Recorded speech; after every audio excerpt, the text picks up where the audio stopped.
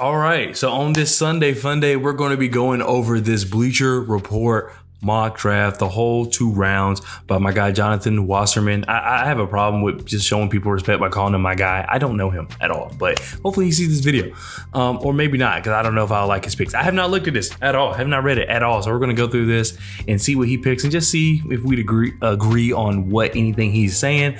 Yeah, so we're just going to sit back and this is going to be a very relaxed video. I have this drink right here. I'm not going to tell you what it is, but if you're 21 or older, go ahead and get you something to drink.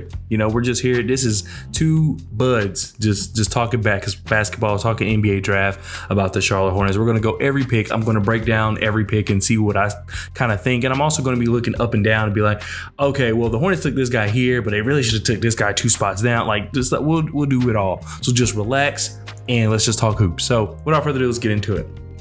Oh, also, I'm close to 1,000 subscribers, so if you want to help me out with that, go ahead and hit the subscribe button. I have the watch hours, just need the subscribers, so I really appreciate it if you did that. I'm like 70 something away, and when I get to 1K, I'm probably going to do something, I don't know, but I'm probably going to do something that's like not basketball related and just talk to y'all and just have a video kind of telling y'all how much this really means to me, because I really cannot put into words how much it does, but hopefully by then I'll be able to do that. So let's go ahead and get into it finally. All right, so at 2, Jonathan has the Charlotte Hornets selecting Brandon Miller. We will read his little excerpt about Brandon Miller. Obviously, small forward, went to Alabama. He is 20. I feel like people don't know he's 20, but he's 20.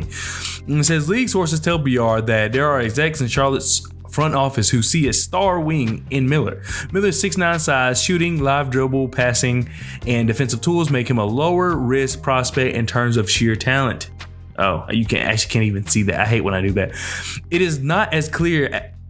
It's not as clear how high the Hornets are on Scoot Henderson and whether they see a fit with LaMelo Ball. But some scouts around the league have cooled on Henderson throughout the year. With 33-year-old Gordon Hayward entering the final year of his contract, Miller may have an edge at number 2. Now, what he said in his excerpt, I agree with. Every single thing in there, I agree with. So therefore, I can see how we got to Brandon Miller. Brandon Miller has great size. Brandon Miller is a great shooter. Brandon Miller is a very underrated playmaker. Brandon Miller has all the tools it takes to be a good defender at the NBA level. They don't know much about Scoot Henderson. They know that the Charlotte Hornets like Brandon Miller. They don't know if the Charlotte Hornets like Scoot Henderson or not. We will find out today because I'm recording this video and Scoot Henderson is actually doing his workout for the Hornets today.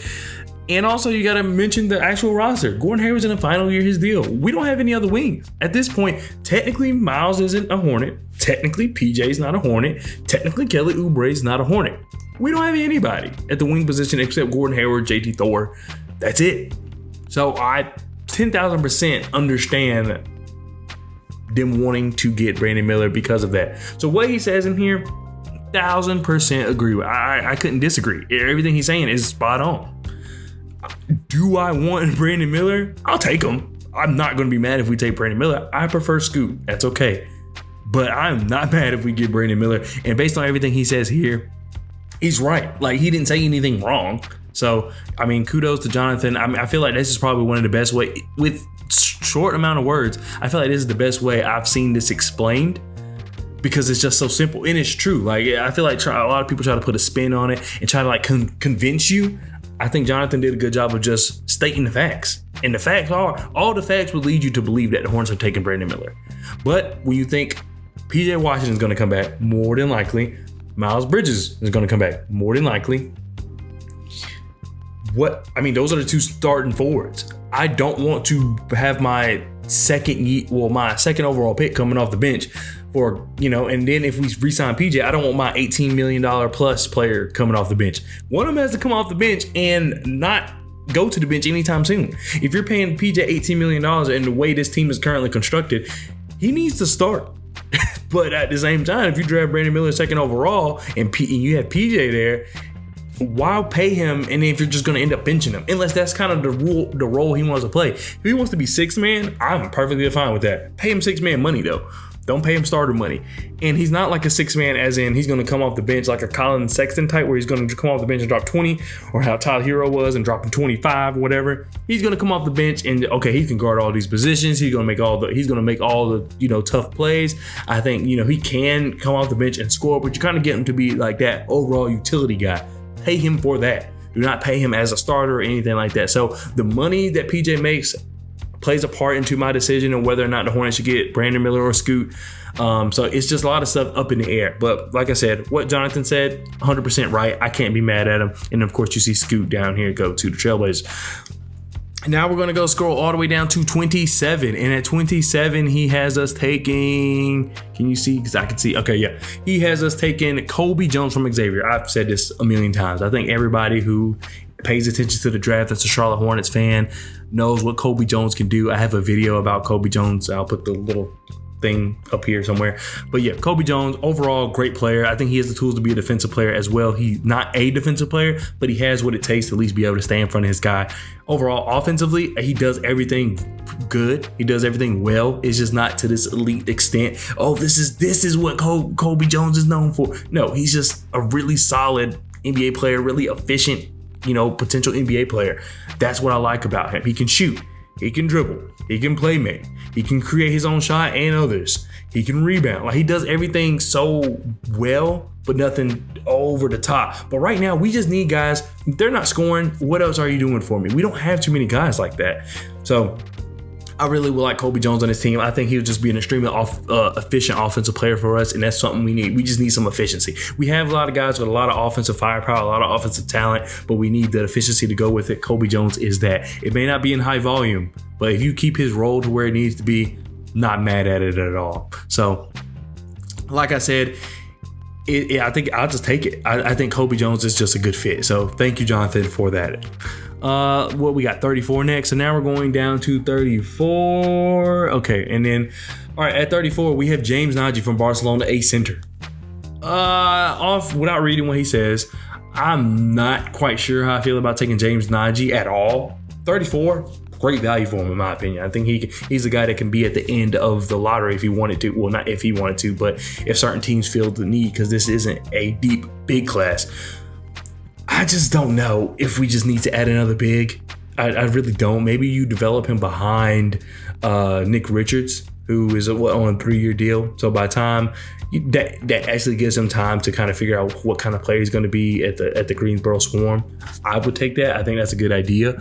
But I think there's probably players. This is one of those things where I think there's probably players I would rather have. So let's just do this real quick. Between the 34th pick and the next pick at 39 that the Charlotte Hornets have, we'll look and see if there's someone I'd rather have. So, like, for example, I would rather have Andre Jackson Jr., but I will say that in this mock draft, we've taken 2 wings already. So I do get that. That's it. Maybe I'm wrong. In this particular draft, I think James Nagy might be the right pick. You've taken Kobe Jones. You've taken Brandon Miller. You don't need another wing. So, and as much as I like Andre Jackson Jr., you don't need him. You have 2 wings already, 2 good wings at that. So you get James Nagy, who, I agree, Najee's physical profile and EuroLeague experience for an 18-year-old should be enough to draw looks in the 20s and 30s from teams who see a high floor finisher and defender. I think so. You're not drafting him to replace Mark Williams. You're more so drafting him to get him ready to have time, because Nick Richards is on a cheap deal and it's only 3 years. So in 3 years, James Nagy will only be 21 and he can be your backup center. Maybe starting center if he ends up being a star. And then on top of that, Nick Richards can go at any moment. That is a very team-friendly contract. So seeing James Nagy here, I will say I stand corrected, because the fact that you've drafted 2 wings, the only players I really like are wings. Might as well. So I'm not mad at this. I'm not mad at this at all. Do I prefer that? No, but based on what this draft board is, it's probably the right decision. So now we go down to 39, which we've already seen, but I'm trying to make sure you can see it and I can see it, but without you seeing 41. All right, so at 41, he has the Charlotte Hornets taking Julian Phillips. I like Julian Phillips for what he is. I thought the same video where I talked about Kobe Jones, I'll put that up there again, maybe. But yeah, scouts around the league believe Phillips has a early second-round teams willing to offer guaranteed money. The former McDonald's All-American is starting to be seen as a buy low pick after he measured near 6'7" in socks, won athletic testing, and presumably shot worse than he's capable of at Tennessee. I will say that Tennessee, the way that team was constructed, it's a bunch of guys like Julian Phillips on there, a bunch of hard-nosed defenders who can kind of score, not really their thing. He can hit the three. I've seen it. He's pretty good at it. He does need to work on it. He was more so someone that was kind of like in a dunker spot, but he was taking advantage of that. He was able to run the break as well. Anyone that can run the break, I think they have a chance on being on the Hornets because that's what we do. But really, he doesn't have as much offensive upside, but he has a lot of defensive upside, a lot. So getting Kobe Jones, who can be a defender, but really known for his offensive game, and you pair that with Julian Phillips, who's more of a defender but can run the floor. In the Hornets offense, anybody that can run the floor, I think, will be successful offensively. They don't have to have this like certain skill set. I think it'll work. I know we just talked about drafting another wing, but this is more of a project wing, 19 years old. I'm not mad at it. I think I don't know. I think James Najee would have been available here, and then you could have took Andre Jackson here if you're still going to end up getting a wing. But based on this board, I mean, I don't think it's the wrong pick. Actually, it is the wrong pick. I'm going to tell you why. Julian Strawther is right here. A shooter, something we need desperately. So everything I said, Julian Strawther's at 40. Everything I said is wrong. Julian Strawther should be the pick instead of Julian Phillips, because Julian Strawther is an elite 3-point shooter. His shot is not the best looking, but it goes in, and he's an excellent rebounder for a team that team rebounds. That's all we need you to do: shoot, rebound, play defense, and he can do all of that. So I think Julian Strawther should be the pick over Julian Phillips. And then we move on to 41. Yes. So yeah, now I'm 1,000% sure Julian Strawther should go over Phillips, and I'm gonna tell you why. Jordan Walsh. We'll just read his thing real quick. Okay, make sure y'all can see it. One of the final names to commit to the draft. Walsh has earned fans for his defensive intensity, near 7'2" wingspan, hustle and potential to build on the flashes of spot-up shooting, driving, and passing. I have a whole video where I talk about Julian Strawther on my, Jordan Walsh on my draft channel. I'll put the link about that video down in the description below. But I love Jordan Walsh. I've been screaming for Jordan Walsh. At one point at the beginning of the season, I had him at 27. Like, I was like, the Hornets should get him at 27, or I think at the time we were like 26. I don't know. But I really, really like Jordan Walsh. So if we're going to get Jordan Walsh, there's no need to get Julian Phillips at all, because they're literally the same player, and I think Jordan Walsh has higher upside. So I would take Jordan Walsh, take Julian Strawther here. You get a elite shooter in Julian Strawther, and then you come down here at 41 and get Jordan Walsh, who's, I think, a great defender. And he can play. He just plays with such intensity. He has such long arms, as you see with the 7'2" wingspan. He's blowing up pick and rolls. He's blowing up pick and pops. He makes it really hard. I mean, he does foul a lot, I will say that, but he's constantly reaching for the ball. He's not making it the ball hand is not comfortable when Jordan Walsh is guarding him. So definitely go check out that video, because I go more in depth about it. But yeah, if Jordan Walsh is going to be here, there's no need to take Julian Phillips, and then therefore I would rather take Julian Strawther right here, and then just continue to take Jordan Walsh right here. I would be surprised if Jordan Walsh at 41 though. Honestly, Jordan Walsh might have to be someone. Jordan Walsh might have to be someone we take up here. Like, he might be someone that we have to take at 34. I don't know. We'll see. The second round has been kind of crazy to kind of predict. Like, even seeing Marcus Sasser here is ridiculous.